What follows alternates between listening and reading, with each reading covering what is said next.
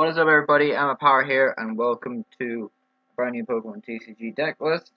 Today, we're going to be doing something rather different. We're going to be looking at a deck that was revealed to me quite recently on PCG Radio, and I thought I wanted to give my thoughts about it, run through an interpretation.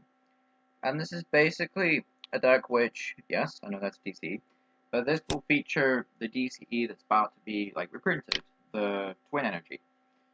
So how this deck works is that yes, it's only legal till the DC is printed. But if you want to test it, here's the list. And what I would say is some of this stuff is actually pretty cheap right now. I wouldn't say this is as cheap goes. It's not cheap as chips, so to speak. But some of it is pretty cheap. Like Ultra Recon Squad literally sees no play, so I'd say that's pretty cheap. Other bits and bobs in this deck. Yeah, it's moderate price. Yeah, quick balls, gonna be a bit expensive, but generally it's fine. Order pad, Dirty Whistle, I think that's pretty decent.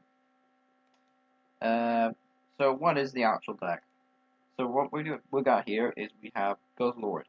So what Guzzlord says is he has this attack called Red Banquet or Red Viking. For 2 dark, 2 colors, it is 120 damage, and then if your opponent's Pokemon is knocked out by damage from this attack, you get to take 1 more prize.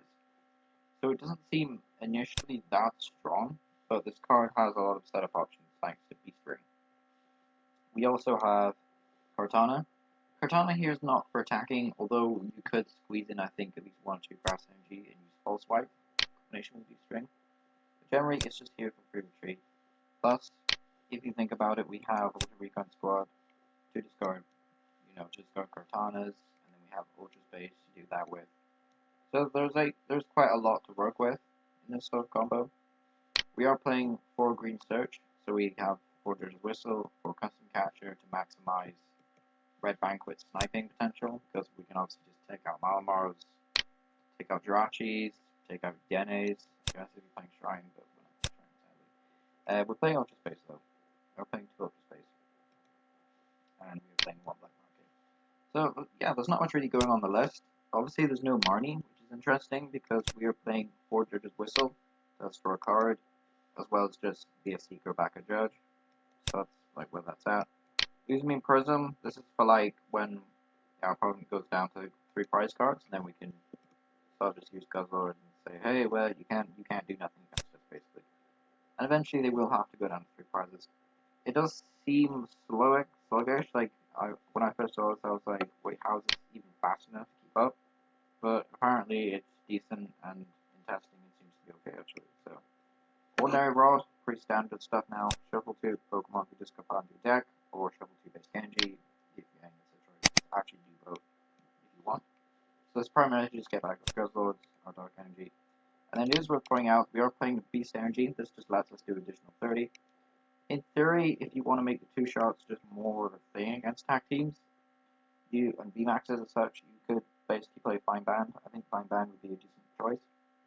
Or even Earring Bell, if you're going a more budget approach, because Earring Bell would confuse them. So if they took out a Kartana, for example, that you'd left out in the active as bait, they would get confused, you'd swing with 120, they might hurt themselves with confusion, then you'd be able to polish them off.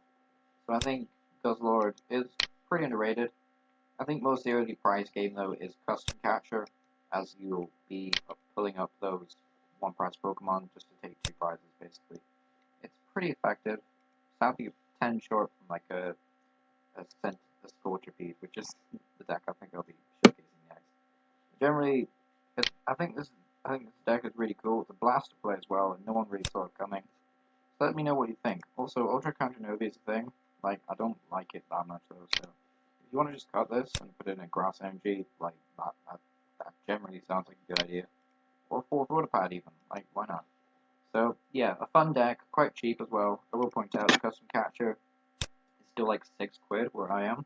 So what I would say is you could cut these for 4 Pokemon Catcher, and that way you have effectively a 50% chance of potentially getting 2 Pokemon out, because if 2 out of 4 Custom Catchers work, then that's the same as playing 4 Custom Catchers, right? And then there's that off chance where you might get 3 Pokemon Catchers working, or 4 Pokemon Catchers working.